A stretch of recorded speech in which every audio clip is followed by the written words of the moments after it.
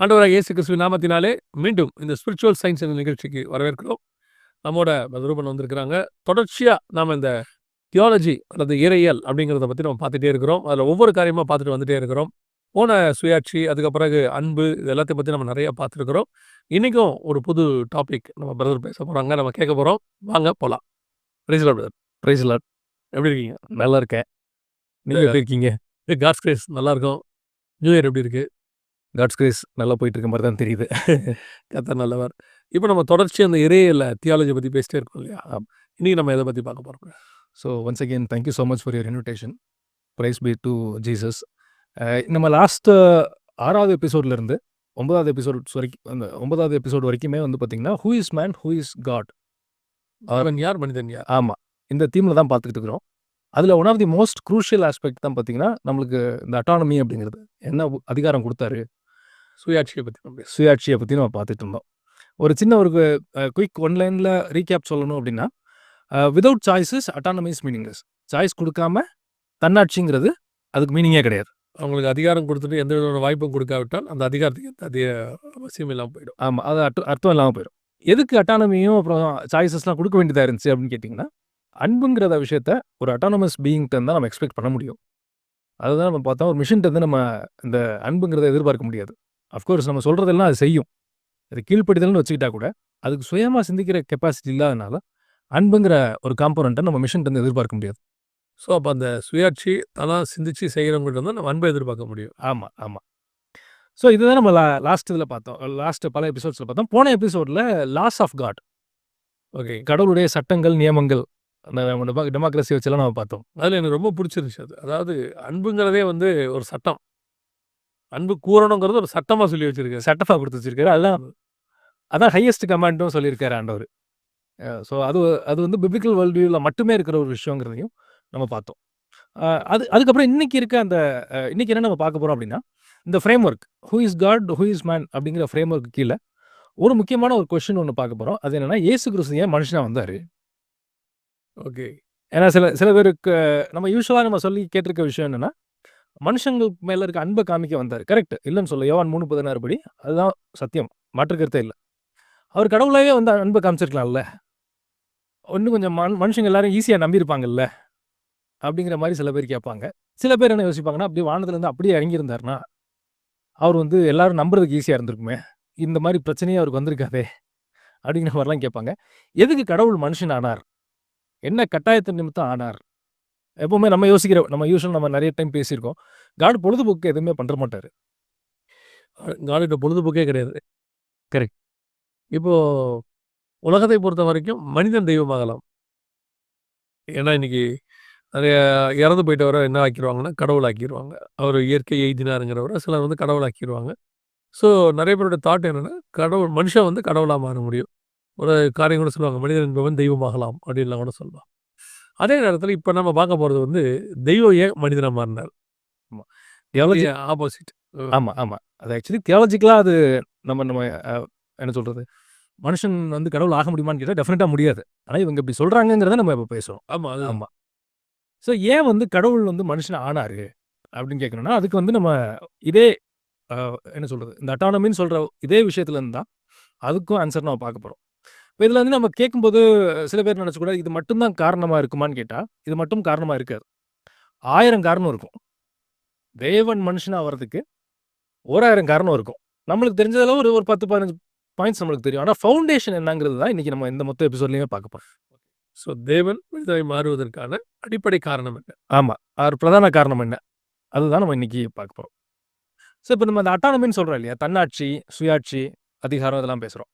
இதை என்னென்ன லெவலில் கொடுத்து வச்சிருக்காரு அப்படின்னு பார்க்கும்போது, இண்டிவிஜுவல் அட்டானமி, அந்த தனி மனித சுதந்திரம்.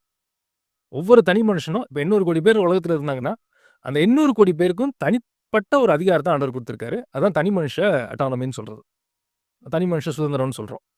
இப்போ ஒரு ஃபேமிலி இருக்குது, அந்த ஃபேமிலி ஒரு அட்டானமி, அது ஒரு தனி ஒரு அதிகாரம். அது மாதிரி ஒரு நாடு இருக்குது, அதுக்கு கலெக்டிவாக ஒரு அதிகாரம் உண்டு. பூமி அனைத்திற்கும் மனுஷன்கிட்ட ஒரு அதிகாரம் உண்டு. ஒரு 4 வகையான அதிகாரம் இருக்குது. 4 இருக்கலாம், அதுக்கு மேலே கூட இருக்கலாம். ஆனால் கலெக்டிவாக சொல்லணும்னா ஹியூமன் பீயிங்ஸ் ஒரு குரூப்பு. அந்த குரூப்பே பார்த்தீங்கன்னா தன்னாட்சி சுதந்திரம் படைச்சவங்க. ஓகே, இதான் அதனுடைய ஃபண்டமெண்டல் இது. இந்த அதிகாரம் எங்க இருந்து வந்துச்சு அப்படின்னு நம்ம ஆல்ரெடி பார்த்துருக்கோம். திரும்ப ஒரு சில வசனங்கள் வச்சு நம்ம பார்ப்போம். எபிரேயர் 2:7 பார்க்குறோம். அவனை தேவதூதரிலும் சற்று சிறியவனாக்கினீர், மகிமையினாலும் கனத்தினாலும் அவனை முடிசூட்டி, உம்முடைய கரத்தின் கிரியைகளின் மேல் அவனை அதிகாரியாக வைத்து, சகலத்தையும் அவனுடைய, அதாவது மனிதனுடைய பாதங்களுக்கு கீழ்ப்படுத்தினீர் என்று சொன்னான்.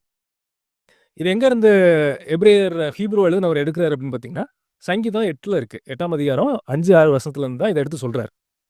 அப்ப இந்த மொத்த அதிகாரம் யார்கிட்ட இருந்து மனுஷனுக்கு வந்துச்சு? அது யாரு குடுத்தது அப்படின்னு கேட்டீங்கன்னா, காட் தான் குடுத்திருக்காரு. அதுல மாற்று கருத்தே இல்ல. மனுஷனா உருவாக்குன அதிகாரம் எதுவுமே கிடையாது. இது 100% காட் குடுத்த அதிகாரம். அது ஏங்கிறதுக்கு தான் நம்ம பல எபிசோட்ஸ்ல காரணம் நம்ம பார்த்தோம். இந்த அதிகாரத்த நம்ம ஆதியாகமத்திலயும் பார்க்குறோம். ஆதியாகமம் 1:26 பூமியை ஆண்டு கொள்ளுங்கள் அப்படிங்கிறதையும் நம்ம அதுக்கு முன்னாடி டிஸ்கஸ் பண்ணோம். அப்ப 100% அதிகாரம் மனுஷனுடைய பாதத்தை கீழ்ப்படுத்தினாருங்கிறது நான் எப்படி புரிஞ்சுக்கிறேன்னா, 100% அதிகாரத்த மனுஷனுக்கு குடுக்குறாரு. இப்ப இந்த அதிகாரம் மனுஷனுக்கு கொடுக்கப்பட்ட 100% அதிகாரம் இருக்குல்ல, கடவுள் வேலை செய்யணும்னா கூட இந்த அதிகாரத்துக்கு உட்பட்டு தான் வேலை செய்ய முடியும். இப்போ ஒரு ஃபார் எக்ஸாம்பிள் வந்து பிரதமரா இருந்தாலும், அவர் வந்து தமிழ்நாட்டுக்கு வரப்போறார் அப்படின்னா, இங்க இருக்கக்கூடியதான முதலமைச்சருக்கு ஒரு அறிவிப்பு குடுக்கணும் ஒண்ணு. குடுத்து நான் வரேன் அப்படிங்கிறத குடுக்கணும். இங்க இருக்கிற போலீஸோடைய பாதுகாப்பு அவருக்கு தேவைப்படும். எல்லாமே செய்வாங்க. இது என்னன்னா, இது ஒரு புரோட்டோகால். அதாவது உள்துறை அமைச்சகத்திலருந்து இவருக்கு வந்து ஒரு காரியம் வரும். நான் பிரதமர் என் இஷ்டத்துக்கு உள்ள வந்துட்டு போவேன்னா, அது தனி மனித சுதந்திரம் இருக்கு. ஆனால் அது புரோட்டோகாலா இருக்காது. அது நம்ம செய்ய முடியும். ஆனா புரோட்டோகாலா இருக்காது. நீங்க அதான் சொல்ல வரீங்கன்னு நான் நினைக்கிறேன். எக்ஸாக்ட்டா அழகா எக்ஸ்பிளைன் பண்ணீங்க இத. இப்ப இந்த அதிகாரம் என்ன ஆச்சு அப்படின்னு பார்த்தோம்னா, லூக்கா 4:6ல நம்ம வாசிக்கிறோம். பிசாசு வந்து ஆண்டவர்ட்ட வந்து பேசுறான். இவைகள் எல்லாவற்றின் மேல் உள்ள அதிகாரத்தை, இவைகளின் மகிமையையும் உமக்கு தருவேன். இவைகள் எனக்கு ஒப்புவிக்கப்பட்டிருக்கிறது. எனக்கு இஷ்டமானவனுக்கு கொடுப்பேன் அப்படின்னு சொல்றான். இப்ப அவன் சொன்னது தப்பான்னு கேட்டா தப்பு கிடையாது. அவன் சொன்னது 100% கரெக்ட். ஆண்டவர் எதுவுமே சொல்ல அவன்ட்ட. அதிகாரம் ஃபுல்லா எப்படி இவன்ட்ட போச்சு? காட் மனுஷனுக்கு குடுத்த அதிகாரம் எப்படி பிசாசு கிட்ட போச்சுன்னு கேட்கிறீங்க. ஆமா. அதுல நல்லா இன்னும் கரெக்ட்டா சொல்றான் பாருங்க. எல்லாவற்றிலும் மேலுள்ள அதிகாரம். அப்படின்னா என்னன்னா 100% அதிகாரம். பிசாசு கையில போயிருக்கு. எப்படி போச்சு அப்படின்னு நம்ம புரிஞ்சுக்கணும்னா, வசனம் சொல்லுது ரோமர் 3:23ல எல்லாரும் பாவம் செய்து தேவ மகிமையற்றவர்களாகி. அப்பனா இந்த எல்லாரும் 100% பீப்பிளும் பிசாசுக்கு ஒப்பு குடுத்துட்டாங்க. ரோமர் 3:23 படி எல்லாரும் பாவம் செய்து தேவ மகிமையை இழந்துட்டோம். எல்லாரும் பாவம் செஞ்சு. ஆமா. குற்றமே செய்யாத ஆளு இல்லங்கிற அளவுக்கு நம்ம சொல்ற அளவுக்கு அத புரிஞ்சுக்கலாம். கண்டிப்பாக. இப்ப இந்த மகிமை எல்லாம் எப்படி போச்சு? ஒவ்வொரு மனுஷனா கீழ்ப்படுத்தி ஆதாம்ங்கிற ஒரே மனுஷன் மூலமாக எல்லா மனுஷனும் பிசாசுடைய நீதிக்கு அடிமைப்பட்டாங்க. அப்படின்னா என்ன அர்த்தம்னா பாவம் செஞ்சுட்டாங்க. இப்ப அடுத்தது காட் என்ன பண்ணலாம் அப்படின்னு யோசிக்கும்போது நம்ம ஒரு வசனத்த வாசிக்கிறோம். எசேக்கியேல் 22:30ல திறப்பிலே நிற்கவும் சுவரை அடைக்கத்தக்கதாக ஒரு மனுஷனை தேடினேன். இப்ப எனக்கு இதுல என்ன கொஸ்டின் நம்ம யோசிக்க வேண்டியது அப்படின்னா, பிரச்சனை இருக்குன்னு தெரியுது. அவரே நின்னு அடைச்சிடலாம்ல. ம். காடே வந்து நின்னு அந்த இடத்துல அடைச்சிடலாம்ல. நல்ல கேள்வி அதுவே. அப்புறம் ஏன் ஒரு மனுஷன் தேடுறாரு? அவரால அடைக்க முடியும்ல. முடியும்ல. முடியும். கண்டிப்பா. நம்ம சர்வ வல்லமையுள்ள தேவன் தானே நம்ம சொல்றோம். ஆமா. அப்புறம் ஏன் அடைக்கல? அதுக்கு எதுக்கு ஒரு மனுஷன தேடுறாரு? பெரிய ஒரு நல்ல கேள்வி. இப்ப நீங்க சொல்றது நான் சொல்றது நல்ல கேள்வி. இதுல சில பேர் யோசிப்பாங்க. அதுல இப்ப இந்த ஒவ்வொரு டிகிரி இருக்கு இல்லையா? கொடக்கு முடக்கா ஒரு டிகிரில இருக்கவங்க கேட்க மாட்டாங்க. கொஞ்சம் கொடக்கு கொடக்கா ரொம்ப ஹையர் டிகிரில இருக்கவங்க கேட்பாங்க. கடவுள் ஏன் தேடினாரு? அவருக்கு தெரியாதா? அடுத்த கேள்வி. இந்த ஏன் வாசப்படியிலிருந்து கதவை தட்டுகிறாரு அப்படின்னா, காலிங் பெல் இல்ல அந்த வீட்ல. இந்த மாரி ஆட்கள்லாம் இருக்காங்கல்ல. அந்த மாரி ஆட்கள் தான் இவங்கலாம். அவர் தேடினாருங்கிறதோடைய ஸ்பிரிச்சுவல் மீனிங்க புரிஞ்சுக்காம, லிட்டரலா அவர் தெரியாம தேடிட்டு இருக்காருன்னு தெரிஞ்சுக்கிறது இந்த மாரி. ஓகே. ஸோ இதுல தேடினாருங்கும்போது அதுக்கும் ஒரு சின்ன முடிஞ்ச அளவுக்கு ஒரு கிளாரிஃபிகேஷன் கூட குடுத்துடலான்னு பார்க்குறேன். அங்க இல்லன்னு தெரியும் அவருக்கு. இருந்தாலும் அத தேடணும். அது எப்படின்னா, இப்ப ஒரு பையன் பாஸ் ஆக மாட்டான்னு தெரியும். அதுக்குன்ட்டு எக்ஸாம் வைக்காம அவன ஃபெயில் ஆக்க முடியாது. இல்ல இன்னொன்னு இருக்கு அதுலயே. இல்லன்னு தெரியுது. தொலைச்சுட்டேன். நான் தானே தேடணும். அங்க இல்ல. நான் வச்சிருந்தேன். அங்க இப்ப அது இல்ல. அப்ப நான் தானே தேடணும் அத. இழந்து போனதை தேடவும் ரட்சிக்கவே மனுஷகுமாரன் வந்தார். Amazing explanation. இல்லையா? அப்போ அவர் தேடத்தானே செய்வாரு. ஸோ இப்ப இவரு தேடி பார்க்குறாரு யாருமே இல்ல.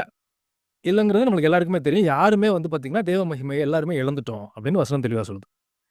இப்ப ஏன் இவர் மனுஷன தேடினாரு? அப்படிங்கிறத யோசிச்சோம்னா, இதுதான் அட்டானமி. சுயாட்சியினுடைய இன்னொரு பரிமாணம். டைமென்ஷன். ஆமா. சுயாட்சியினுடைய இன்னொரு டைமென்ஷன் இதுதான். இதுக்கு ஒரு எக்ஸாம்பிள் சொல்லணும்னா, கொரிந்தியர்ல பார்ப்போமே. 1 கொரிந்தியர் 15:21. மனுஷனால் மரணம் உண்டானபடியால் மனுஷனால் மரித்தோரின் உயிர்த்தெழுதலும் உண்டாயிற்று. இதை இன்னும் கொஞ்சம் வேற மாதிரி சொல்லணும்னா, மனுஷனால் மரணம் வந்தபடினால் அந்த மரித்தோரின் உயிர்த்தெழுதலும் மனுஷன் மூலமா தான் வந்து ஆக வேணும் அப்படின்னு எழுதுறாரு. அது வந்து ஒரு புரோட்டோகால் அவர் எழுதுறாரு. ஆமா, யாரால போச்சோ அவங்களால தான் திருப்பி ரீகெயின் பண்ணணும் அப்படின்னு. ரீகெயின் பண்ண முடியும். நீங்க அழகா இருக்கும். பிள்ளை பெற்றினாலே ஸ்திரீயானவள் ரட்சிக்கப்படுவாள்னு இருக்கும். ஏன் பிள்ளை பெற்றாலே ஸ்திரீயால் ரட்சிக்கப்படுவாள்னா, பிள்ளை பெற்ற அவ பெற்ற பிள்ளையால் தான் இவ்வளவு நடந்துச்சு. காயினால தான் எல்லாமே ஆரம்பிச்சிச்சு. ஸோ இந்த காயினால் ஆரம்பிச்சத ஒரு காயினால் ஆரம்பிச்சத இன்னொரு பெண் இயேசு கிறிஸ்து வழியா முடிப்பாரு. சர்ப்பம் சொல்லிச்சு, இவ சாப்பிட்டா. ஆதாம் இதுக்கு எதுவுமே வரல. டைரக்டா கனெக்ஷன். டைரக்டா கனெக்ஷன் கிடையாது. சர்ப்பம் சொல்லிச்சு, இவ சாப்பிட்டா. ஒரு குமாரன் வந்து ஆதாம் வழியா தான் பிறந்தது, மாற்று கருத்து இல்லை. ஆனால் பிசாசினால் உண்டான காயின், பொல்லாங்கினால் உண்டான காயின் இருக்கு இல்லையா? நான் இந்த சுயாட்சிக்கான ஒரு இன்னொரு டைமென்ஷன் சொல்றேன். இப்போ திருப்பி இதே மாதிரி ஒரு பெண் வழியாக மொத்தத்தையும் மீட்கணும், ஆண் துணை இல்லாம. அதான் இயேசு கிறிஸ்து. அமேசிங். ஸோ ப்ராப்ளி இன்னைக்கு இருக்கிற ஒரு சினாரியோவில் எக்ஸ்பிளைன் பண்ணணும் அப்படின்னா, ஒரு எக்ஸாம்பிள் பார்ப்போமே. நம்மளுக்கு வந்து பிரிட்டிஷ் வந்து சுதந்திரம் கொடுத்தாங்கன்னா தன்னாட்சி கொடுத்தாங்க.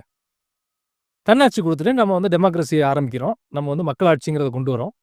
இப்போ அந்த பிரின்ஸோட ஒரு இளவரசர் இருக்காரு. அங்க பிரிட்டிஷ் இளவரசர். சார்லஸ் இருக்காருன்னு வச்சுக்கோமே. சார்லஸ் வந்து இந்தியாவில் வந்து பிரைம் மினிஸ்டர் எலெக்ஷன் நிற்கணும்னு நினைக்கிறாரு. என்ன ஆகும்? சான்ஸே இல்லை, நிற்கவே முடியாது. நிற்க முடியாது.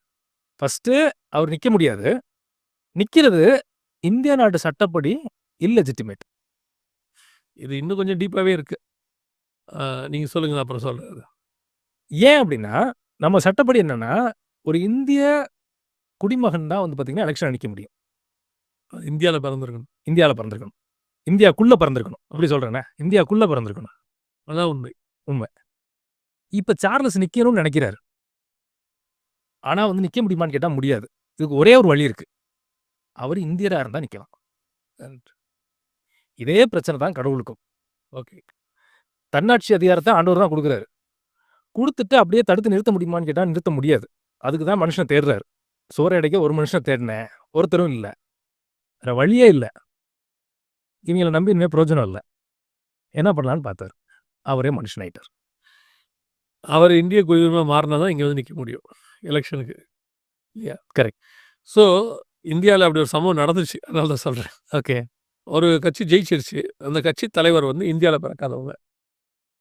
ஓகே. ஸோ அவங்க போய் ஜெயிச்ச உடனே ஆட்சி கோர்றாங்க, நாங்கள் அமைக்கிறோன்னு. அப்போ இருக்க ஜனாதிபதி கேட்குறாரு, உங்கள் கட்சி ஆட்சி அமைக்கட்டும், பட் நீங்கள் பிரதமராக முடியாது. ஓகே. அப்போது ஆட்சி அமைக்கிறதுக்கு போயிட்டாங்க. எடுத்துகிட்டு மந்திரி சபையோட லிஸ்ட்டோடு போயிட்டாங்க. போயிட்டு வந்துட்டு வேற ஒருத்தரை தான் பிரதமராக்குனாங்க. ஒரே ரீசன் என்னென்னா, அவர் இந்தியாவில் பிறக்காதவர். ஆஸ் பர் திஸ் லா இது முடியாதுன்னு சொல்லிட்டாங்க. அந்த மாதிரி மனிதனில் விழுந்து போன மனிதனை மீட்கணும்னா அது இன்னொரு மனிதனால் மட்டும்தான் முடியும். அதான் புரோட்டோகால். அதான் சட்டம். அப்படி வெளியே இருந்து ஒரு ஃபாரின் பார்ட்டி பண்ணணும்னா அவர் தூதரை வச்சே பண்ணிட்டு போயிடுவாரு. அவர் தான் வரணும் தேவையில்லையே. அவர் தான் வரணும் தேவையே இல்லையே. மனிதன் வந்து தூதரோட சற்று சிறியவன் தானே. ஆமாம். அவரோட மேலான ஒரு தூதனை அனுப்பி நீ போய் செய்யப்போனா அவன் செஞ்சுட்டு போகிறான். ஆனால் புரோட்டோகால் என்னன்னா, அது மனுஷனாக தான் இருக்கணும். மனிதன் விழுந்தது மனுஷன் தான் மீட்க முடியும். நம்ம ஊரோட சொல்லுவாங்க, எங்கே தொலைச்சியோ அங்கேயே தேடு, அப்போ தான் கிடைக்கும்பாங்க. அந்த மாதிரி எந்த மனிதன் மூலமாக உலகத்தில் பாவம் நுழைஞ்சதோ அதே மாதிரி அதே மனிதன் வழியாகத்தான் பாவம் உலகத்தை விட்டு வெளியே போகணும். கரெக்ட். ஓகே. நீங்கள் சொன்னபடி இப்போ நீங்கள் ஒரு ஸ்டேட்மெண்ட் சொன்னீங்களே, எங்கே தொலைச்சோமோ அங்கே போய் தேடணும்னா, யார் மூலமாக தொலைச்சோமோ அதே அது அந்த ஆள் மூலமாக தான் மீட்கணும். எந்த ஸ்டேட் வழியாக தொலைச்சோமோ அதே ஸ்டேட் வழியாக தான். மாம்சத்தில் தொலைச்சோம், மாம்சத்திலே தேடணும். இப்போ ஆமாம். ஸோ காட் என்ன பண்ணுறாரு, வானத்தையும் பூமியும் படைச்ச தேவன் மனுஷனாக மாறி வர்றாரு. ஏன்னா இந்த ஸ்டேட்டில் திருப்பி தேடுறதுக்கு ஒரு தூதனும் இல்லை, எவனுமே இல்லை. அந்த இடத்துல யாருமே இல்லை. எந்த மனுஷனையும் உண்டாக்கி பார்த்தா 4 வருஷம் எவனுமே அதுக்கு எலிஜிபிளாக இல்லை. ஒருத்தர் கூட இல்லை. சரி, அதுக்கப்புறம் தூதனை வச்சு பார்த்தாலும் அவனுங்களும் அதுக்கு எலிஜிபிளாக இல்லை. ஏன்னா ஏற்கனவே தூதனும் ஒரு லிஸ்ட்டு விழுந்துட்டாங்க. இப்போ திருப்பி விழாதவரும் மீட்கத்துக்கு தகுதியானவர்னு ஒருத்தர் இருக்கிறாருன்னா இவர் மட்டும்தான் இருக்கிறார். இவர் பார்த்தாரு, கடவுளாக வர முடியாது.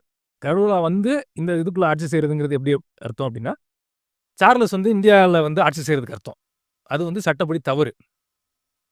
அதை தான் சொல்லுவாங்க, நாட்டினுடைய இறையாண்மைக்கு அகேன்ஸ்ட்ன்ற ஒரு வேர்டு சொல்லுவாங்க. ஆமாம். அதுக்கு தான் ஒரு இங்கிலீஷில் என்ன வேர்டு இருக்குன்னா, சாவரின். இந்த நாட்டுடைய சாவரின்டிக்கு என்ன சொல்கிறது, எதிர்ப்பா இருக்குது அப்படிங்கிற மாதிரி சொல்லுவாங்க. கடவுள் வேறு வழியே இல்லாமல் தேவன் மனுஷனாக மாறினார். 100% ஹியூமன் பீயிங்காக மாறினார். 50% ஹியூமன் பீயிங்கா மாறல. 100% ஹியூமன் பீயிங்கா மாறினாரு. ம். அதே நேரத்தில ஒரு 100% காடாவும் இருக்காரு. இத வந்து நம்ம நெக்ஸ்ட் எபிசோட்ல இன்னும் கொஞ்சம் டீட்டெயில்டா பார்க்கலாம். இதனால தான் ஆண்டவர் சொல்லுவாரு, மத்தேயு 5:17ல நியாயப்பிரமாணத்த அழிக்கிறதுக்கு நான் வரல. நியாயப்பிரமாணத்தை நிறைவேற்றவே வந்தேன். அப்படின்னு என்னன்னா, இந்த சட்டத்த அழிக்கிறதுக்காக நான் வரல. இந்த சட்டப்படி எல்லாத்தையும் கரெக்ட்டா செஞ்சு முடிக்கணும். இந்த ரீசனுக்காக தான் நான் மனுஷனா வந்தேன். அப்படின்னு சொல்லி அவர் முடிப்பாரு. ஸோ எந்த சட்டத்தினால் அவனுக்கு சுயாட்சி கொடுக்கப்பட்டதோ, மீண்டும் அந்த சுயாட்சியை பெறணும்னா, அந்த சட்டத்தின் வழியா தான் முடியும் அது. இல்லன்னா முடியாது. முடியாது. அது வந்து திருப்பி அவர் மனுஷனாய் மாறுவது. இதுதான் திரும்பி அவர் மனுஷனா மாறுவது. ஏன் தேவன் மனுஷனா வந்தாருன்னு கேட்டுக்கிட்டே இருக்காங்களே, அதுதான் உண்மையுமா இருக்கு. இல்லையா? கரெக்ட். ஓ அப்பா வந்து ஃபீஸ் கட்ட வந்திருக்கிறாரு அப்படின்னு சொன்ன உடனே, எங்க அப்பா வந்திருக்காருன்னு இன்னொரு ஆணையே கூட்டிட்டு போய் நிறுத்த முடியாது. இதான் எங்க அப்பான்னு சொல்லி. அது போர்ஜரி ஆயிரும். இல்லையா? அப்போ அந்த இடத்துக்கு எங்க அப்பாவ தான் நான் கூட்டிட்டு போணும். வேற யார கூட்டிட்டு போனாலும், அது என் அப்பாவா மாறவே மாறாது. கார்டியனா வேணா இருக்கலாம். ஸோ நான் என்னோட இடத்துல இருந்து மீண்டும் அத செய்யணும்னா, திருப்பி எங்க அப்பா வந்தா தான் முடியும் அதுக்கு. அதுதான் அவர் செஞ்சிருக்கிறாரு. அதான் செஞ்சிருக்காரு. ஓகே. இதுல யாருமே இல்ல. இப்போ சில இடத்துல பார்ப்போம் இல்லையா? ஒரு பெரிய உரிமையாளர், முதலாளி இருப்பாரு. அவங்க கிட்ட இருக்க ஸ்டாஃப்ட்ட சொல்லி பார்ப்பாரு. அவங்க செய்யல. அவரே வந்து இறங்கி அந்த வேலைய முடிச்சுட்டு போயிருவாரு. அவரே அந்த இடத்துல லேபரா மாறிருவாரு. இத தான் இவரும் பண்ணாரு. யாரையும் நம்பி பிரயோஜனம் இல்ல. நானே மனுஷனா வந்தா தான் இந்த வேலை முடியும்னு தெரிஞ்ச உடனே, அவரே மனுஷனா 100% மாறி வந்தாரு. ஒரு உவமை கூட இருக்கு பைபிள்ல. அந்த வீட்டு எஜமான் திராட்சை தோட்டத்துக்காரங்களை பெற்றுக்கொண்டு வரும்படிக்கு யார் யாரையும் அனுப்பினானாமா. யாருமே இதுலயே அவன கொலை செஞ்சு போட்டாங்களாமா. கடைசியா என்ன குமாரனை அனுப்பினால் பயப்படுவார் என்று சொல்லி, அவர் குமாரனை அனுப்புகிறார். அப்பதான் எ என் குமாரன் போனா தான் இவங்க எல்லாருமே சரியாவாங்கன்னு ஒரு தாட் அவருக்கு வருது. மத்த யாருமே போனா சரி வரலன்னு அவருக்கு ப்ரூவ் ஆயிடுச்சு. அந்த மாதிரி வேற யார் அனுப்புனாலும் சரி வராது. குமாரனே வந்தா தான் சரியாகும். அப்படின்னு வந்து மனுஷனா வந்து அவர் பல விஷயங்கள பண்ணாரு. அது வந்து இது வந்து ஃபவுண்டேஷன். ம். ஏன் மனுஷனா வரணுங்கிற கட்டாயத்திற்கு நம்ம பதில இன்னைக்கு பார்த்தோம். இவர் மனுஷனா வந்து நெறைய விஷயம் பண்ணாரு. அது வந்து வேற. அது மேபி காட்ஸ் வில்லிங் இன்னொரு இதில டிஸ்கஸ் பண்ணலாம். இந்த 100% ஹியூமன் பீயிங், 100% காட்ங்கிறத பத்தி நம்ம நெக்ஸ்ட் எபிசோட்ல நம்ம டீட்டெயிலா டிஸ்கஸ் பண்ணலாம். தேவன் ஏன் மனிதனாய் மாறினார்? அதுக்கான அறிவியல் பூர்வமாவும், சட்ட ரீதியாவும் உள்ள காரியங்கள பார்த்துருக்கிறோம். இல்லையா? ரொம்ப சந்தோஷம் பிரதர். இந்த காரியங்கள் வந்து சுயாட்சியினுடையதான இன்னொரு பரிமாணம் இது. சுயாட்சி குடுத்துருக்கேன், அதிகாரம் குடுத்துருக்கேன் அப்படின்னா, அதோட அர்த்தம் என்னன்னா, நான் உனக்கு என்ன சொன்னோ அத நானே செய்யணும். உனக்கு சுயாட்சி குடுத்து ஒரு சட்டத்த குடுத்துட்டு, அத நான் செய்யாம இருந்தா, அந்த புரோட்டோகால் நான் மீறினேன்னா, உனக்கு சுயாட்சி குடுத்ததுல அர்த்தம் இல்ல. அர்த்தம் இல்ல. அந்த சட்டத்த அவரே மீறுற மாரி இருக்கும். மீறுற மாரி ஆயிடும். அவரே மீறினார்னா கடவுள் வந்து ஹோலின்னு சொல்ல முடியாது. அவரும் மனிதனை போல ஒருத்தராய் மாறிடுவார். ரொம்ப சந்தோஷம். பிரதருடைய வைசோ பைபிள் அப்படிங்கிறதான ஒரு சேனல் இருக்கு. அந்த சேனலுக்கு போங்க. காரியங்கள பாருங்க. இன்னும் அநேக காரியங்கள் அதில் பேசப்படுது. தொடர்ந்து எங்க 2 பேருடைய ஊழியங்களுக்காக ஜெபித்துக் கொள்ளுங்க. கர்த்தருக்கு சித்தமானால் ஒர்க் ஷாப் அப்படின்னு சொல்லி சில காரியங்கள் நடத்தணும்னு நம்ம யோசிச்சுட்டே இருக்கிறோம். யூத்ஸுக்கு எல்லாருக்கும். அதுக்காகவும் ஜெபிச்சுக் கொள்ளுங்க. கர்த்தருக்கு சித்தமானால் இன்னொரு எபிசோட் வழியாக உங்களை சந்திக்கிறோம். God bless you. Praise the Lord. Thank you.